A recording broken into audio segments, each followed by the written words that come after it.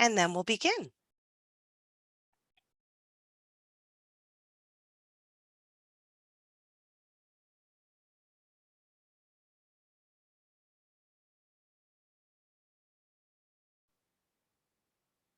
Okay. All right, we're all set. So thank you for joining us online. Again, this education and presentation is just for knowledge building. I'll do my best to answer your questions, but because we're being recorded, we'll wait till the end of the presentation to do so.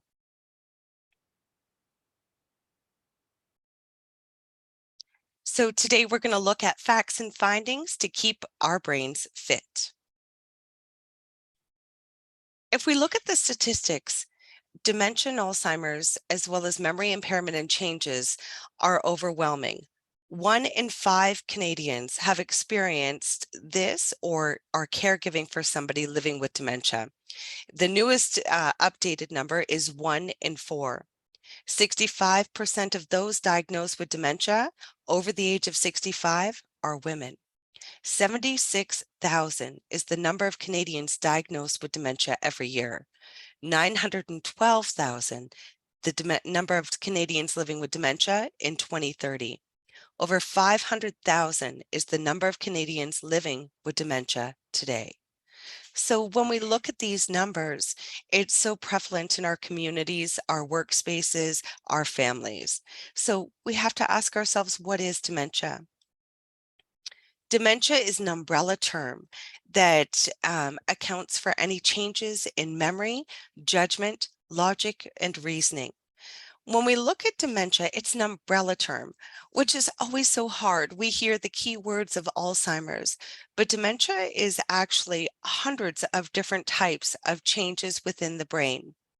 When we look at dementia, there is reversible and irreversible.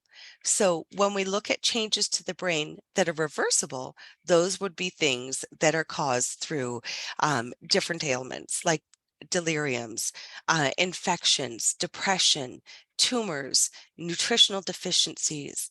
When we look at irreversible, we're looking at things like Alzheimer's disease, Lewy body dementia, vascular dementia, frontal dementia, Parkinson's dementia, Huntington's, and many more.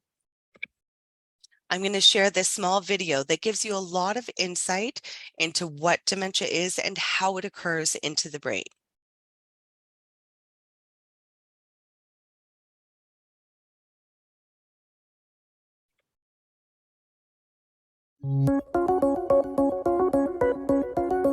In healthy people, all sensations, movements, thoughts, memories, and feelings are the result of signals that pass through billions of nerve cells or neurons in the brain. Neurons constantly communicate with each other through electrical charges that travel down axons, causing the release of chemicals across tiny gaps to neighboring neurons. Other cells in the brain, such as astrocytes and microglia, clear away debris and help keep neurons healthy. In a person with Alzheimer's disease, the most basic form of dementia, toxic changes in the brain destroy this healthy balance. These changes may occur years, even decades, before the first signs of dementia. Researchers believe that this process involves 2 proteins, called beta amyloid and tau, which somehow become toxic to the brain. It appears that abnormal tau accumulates, eventually forming tangles inside neurons. And beta amyloid clumps into plaques, which slowly build up between neurons. As the level of amyloid reaches a tipping point, there is a rapid spread of tau throughout the brain. But tau and beta amyloid may not be the only factors involved in Alzheimer's. Other changes that affect the brain may also play a role over time. The vascular system may fail to deliver sufficient blood and nutrients to the brain. The brain may lack the glucose needed to power its activity. Chronic inflammation sets in as microglial cells fail to clear away debris, and astrocytes react to distressed microglia. Eventually, neurons lose their ability to communicate.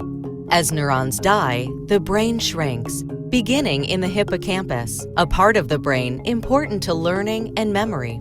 People may begin to experience memory loss, impaired decision-making, and language problems.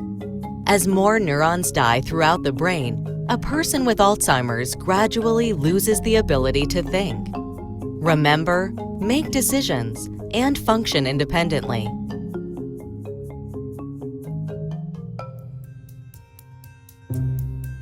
Achieving a deeper understanding of the molecular and cellular mechanisms and how they may interact is vital to the development of effective therapies. Much progress has been made in identifying various underlying factors. Advances in brain imaging allow us to see the course of plaques and tangles in the living brain. Blood and fluid biomarkers are providing insights about when the disease starts and how it progresses. More is also known about the genetic underpinnings of the disease and how they can affect particular biological pathways. These advances enable the development and testing of promising new therapies, including drugs that reduce or clear the increase of tau and amyloid proteins in the brain, therapies targeting the vascular system, glucose metabolism, and inflammation, and lifestyle interventions like exercise or diet, and behavioral approaches like social engagement that may enhance brain health. Research is moving quickly, ever closer to the day when we can delay or even prevent the devastation of dementia.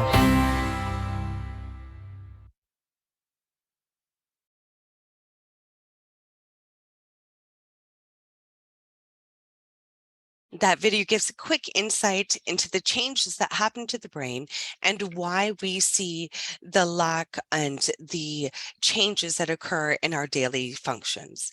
When we look at research with the Alzheimer's Society, there are so many trials going on, pharmacologically, non-pharmacologically, looking into what we can do to this devastating disease and the role that it plays within our community.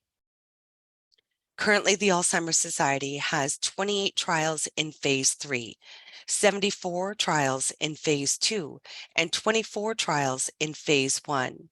When we look at all the different areas that all of this research is going towards, we look at the breakdown of numbers, looking into causes, therapies, individual care, the risk, the epidemiology, the translational, treatment, and diagnosis.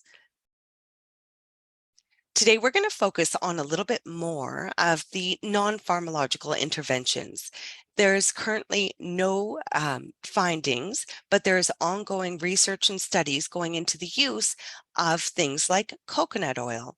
So with our brain, people are having effective normalization of cognitive enhancement with the use of coconut oil. Again, the ongoing trials do not have any supportive documentation yet to bring forward, but news from families is saying that it's something that they're doing to increase their health and well-being without side effects or risks. When we look at the roles of different things like music and our brain health go hand in hand. So finding those things to stimulate or destimulate depending on the situation, but to engage and ignite brain function. One of the non-pharmacological studies that is actually getting closer to the end of the trials is one that's called, more commonly known as light therapy. So it's using near infrared and far infrared light therapy to change the biological factors of the aging brain. The other that we're always hearing about is our health and wellness. So looking at nutritional supplements and things to enhance our brain health. One of these is ginkgo biloba. I never pronounce it right, my apologies. But when looking at this and what it does to enhance our ability to decrease brain fog, increase memory and retention. There are so many things that we can do in our day-to-day lives to help our memory and our well-being. When we look at the drug therapies or trials of these things, there have been many advancements, but none that will actually cure, only just treating those secondary conditions, such as the anxiety that goes along with the brain changes. So when we look at all of this, we're thinking to ourselves, what's normal, what's not? Trying to decipher where we're at in our aging process and with our memory. So when we look at 10 warning signs, we look at memory loss. The last thing in is the first thing out. Difficulty performing familiar activities that may have been like secondhand for us. Problems with language. That's when we look at word finding, where when we're not able to find the common word for something that we may have always known. Disorientation of time and place, poor or decreased judgment, problems with abstract thinking. That's when those jokes or those slang language just are no longer understandable. Misplacing things, can't find the keys, can't find where you've put things, or finding things in odd locations. Changes in mood and personality that are very unlikely to be with your history, and loss of initiation, no longer engaging or finding things that you're able to get involved with.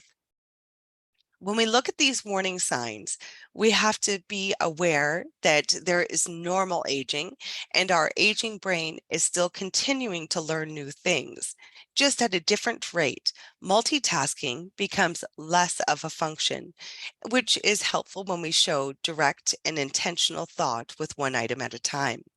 So when we look at all these warning signs and research and trials going into,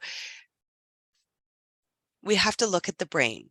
So all of these things, like in the video that was referenced, affect our different lobes of our brain, our thought and actions and functions. So when we look at the brain, it uses about 20% of the oxygen and blood in our bodies. Brain activity can power a small light bulb. It just shows how much energy is there. And our brain does, it gets smaller as we get older. And for somebody that's living with Alzheimer's or dementia, the brain shrinks dramatically. The brain weighs about 3 pounds and 75% water, and the rest is mostly compromised of fat. And the brain has no pain receptors. When we look at the brain changes that occur, it equals loss of ability. And those losses of abilities and functions are what we need to do to adapt as a community, as a society, as a care partner for those people living with dementia. When we look at the research and statistics, the Lancet report of 2020 says that there are things that we can do, modifiable risk factors. So when we look at those, it reports that we can do things in the early stage of life, and that's education, keeping our brains engaged and stimulated. As we go into our midlife or aging process, we have to look at the modifiable risk factors of hearing loss, which can contribute to onset of dementia, traumatic brain injury, hypertension, alcohol consumption, and obesity. As we continue in the aging process, less than 5% are smoking in the contributing factors to our cardiovascular and brain health. Depression, social isolation, physical inactivity, air pollution, and diabetes. Excuse me. When we look at these modifiable risk factors, we can look at prevention. When we look at prevention, we're going to revisit some of these ideas. Education seems to be one of the most important factors. Starting young, engaging our brain, and remaining curious throughout our life journey. Hearing loss. So when we look at hearing loss as a contributing factor, our brain can no longer process things that are going on, and our environment can become very overwhelming and confusing. So often when that is looked at, we can manage much better. Physical inactivity. When we look at our day being 24 hours, the most important thing for our brain health and well-being is to get moving. Diabetes, hypertension, and obesity are often big contributors to our brain health. Smoking, if continued late into life, depression, and social contact.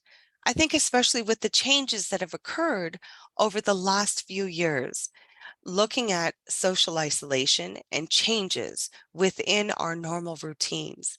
Social contact is transforming, just like this, with Zoom, with computer, with activities that we can engage with that maybe not our normal way of life, but we're still continuing to strive to find connection within our community and within our relationships. So when we look at this, there is research going on pharmacologically and non-pharmacologically. When we think about our brains, we have to think about how to keep them healthy and well. And in order to do that, we have to start with who we are. Look at the base of our personalities and our lifestyles and address different issues that may be contributing to our well-being. And one of those is to stress less. When we look at the effects of stress on our body, it can be devastating and as well to our brain. It's time to eat well, to move, and to rest well. So at first, we're going to explore some of the effects of stress. So when we look at stress, it's often misunderstood. We'll see things changing in our body that maybe we don't recognize. So there's often denial with the effects of stress.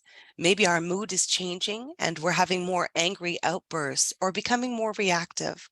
We might be withdrawn. We might be experiencing increase of anxiety, depression. We might just be exhausted, but unable to feel rested. Sleep disturbances, where we're getting less than 4 hours of proper sleep hygiene in a night, and becoming emotionally reactive, where we're not responding logically or with thought process, but that raw emotion comes out as an expression. Lack of concentration and focus is a big indicator of stress. And health problems, chronic migraines, headaches, aches, and pains can all be used to identify that we're dealing with stress. So when we look at it, stress is a state of mental or emotional strain or tension resulting from adverse or very demanding circumstances.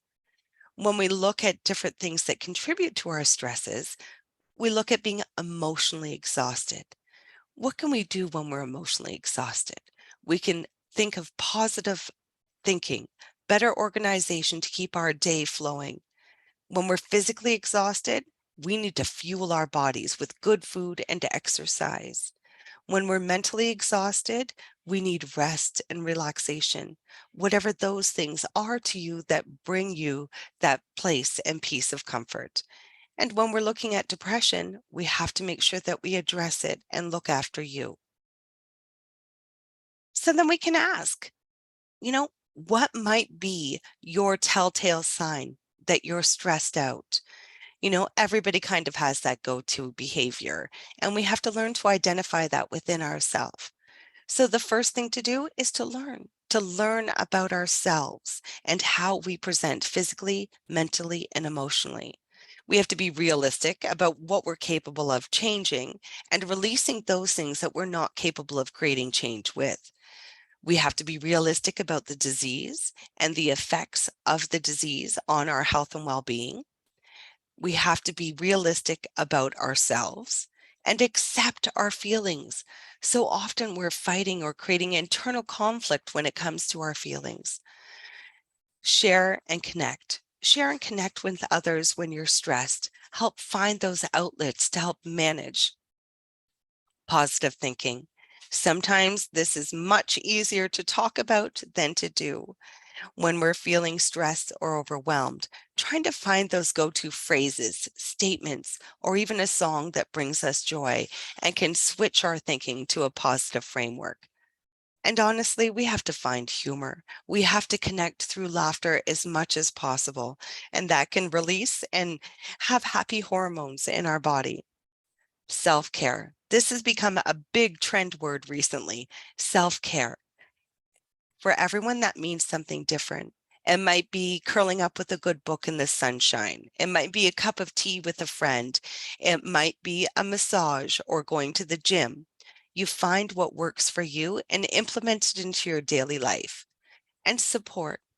We're all in this world together. It's finding those people to include into your circle for support and learning how to ask for help or identify when you need assistance with something, whether it's just a good conversation to change the frame of mind. And plan. Planning what we're doing is always helpful in decreasing the anxiety and frustration in life, having a good plan and setting it into motion. So, when we look at our brain health, managing stress through whatever methods that you may find works for you will help increase our brain health and well being.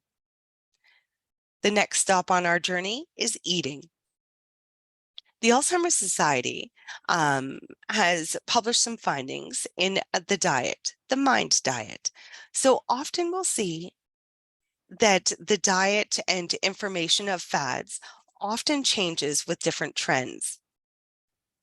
Currently, the mind diet and its published studies represent the Mediterranean intervention for neurodegenerative delay.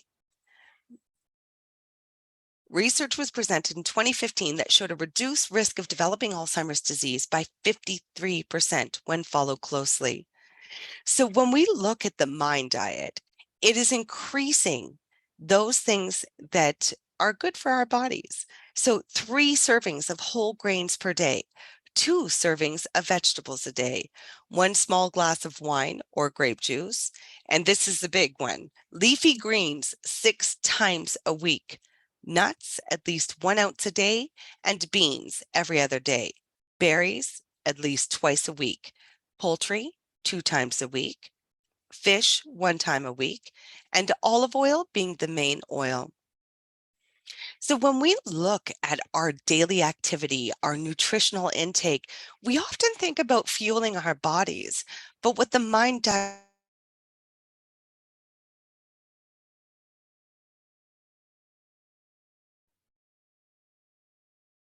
You're on mute there, Robin. Okay. Oh, I still can't hear you.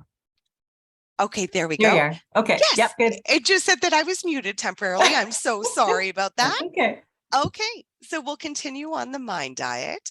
So when we look at our daily rhythms and what we eat, it is so important to include a range from the rainbow. If we look at our diets with moderation and making healthy choices, we can fuel our brain for better cognition and health and wellness. I often say that we have to choose to make changes that best support us. So when we look at change in our lifestyle, it's best not to look about what we're taking away, but what we're adding to our lifestyle. So make it a goal within your day to increase your water intake or strive to increase dark leafy greens into your diet to increase that brain health and well-being. The next stop on the journey, of course, is exercise. Again, we think about exercise for our physical well-being, to stay fit and active. But when we look at it, what exercise does for us is it increases our blood flow and it keeps our brains healthy and active.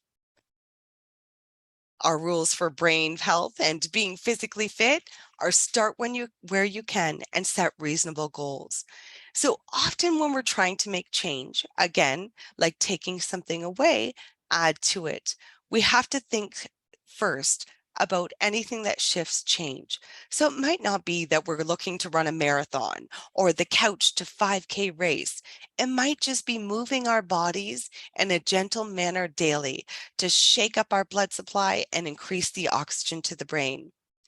Always try to think of it as an activity, incorporate it into your day, not exercise or a chore or a must have. And once you get going, aim for 150 minutes of moderate to vigorous physical activity per week. And consider aerobic activity, things that get our breath moving and our bodies moving.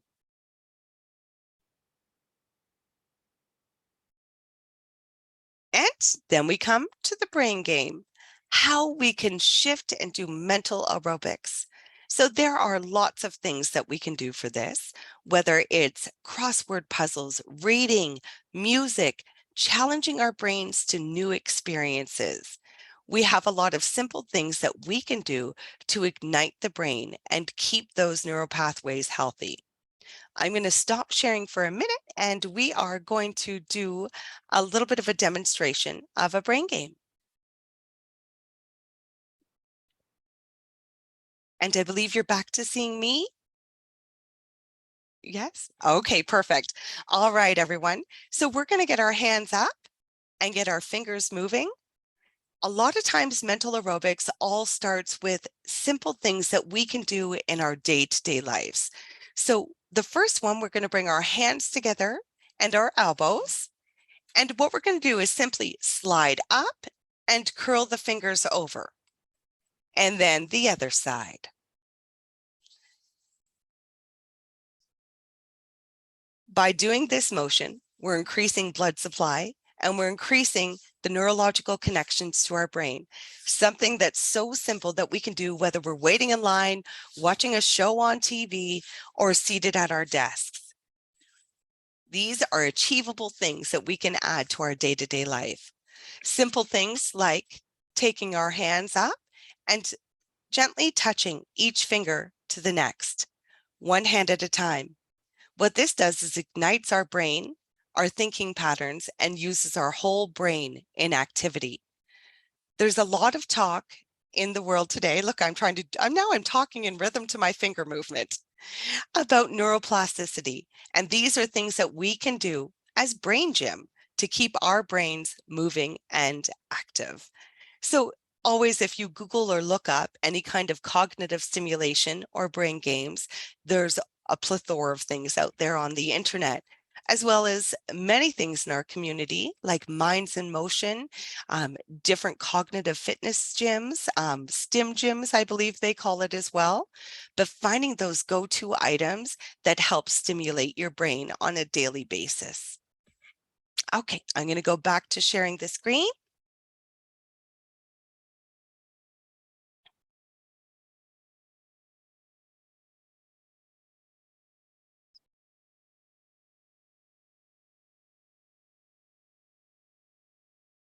Okay, the next thing that we're going to look at is sleep, or the rest portion of our brain health. When we look at sleep hygiene, so many of us lead a lifestyle that is not conducive to our well-being. How many of us before bed are staying up too late, maybe watching TV, again now with cellular devices and laptops, having those go-to habits that might not contribute to a healthy sleep routine?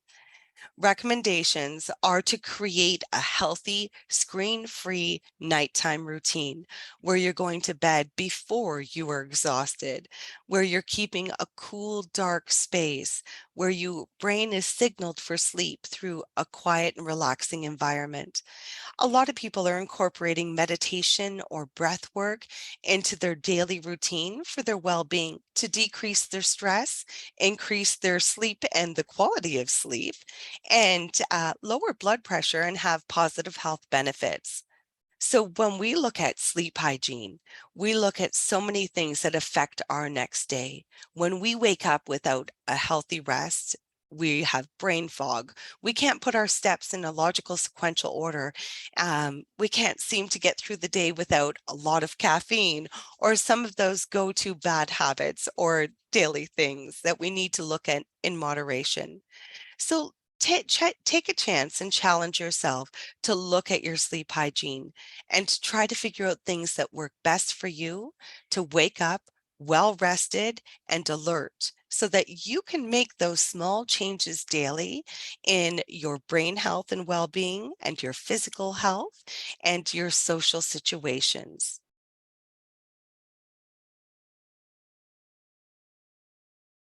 I love this quote. As we age, we don't, it's something to look at. We don't stop playing because we grow old. We grow old because we stop playing. So remember in your day-to-day life to keep your brain healthy and well, always remember to stress less, eat, move, and rest. At the Alzheimer's Society, we have a lot of different programs and within our Brant, Haldeman, Norfolk counties. And to connect with those, they are online as well as looking at the calendars and seeing about the social engagement, the exercise opportunities, and the educational opportunities. We look at the Alzheimer's Society as a local charity that does contribute to the research and cognitive well-being of those living within our community with dementia. We provide education, support and counseling, health and wellness, and volunteer programs. I thank you so much for joining me today in this brief presentation, and we will stop sharing briefly and we will be open for questions. Thank you so much.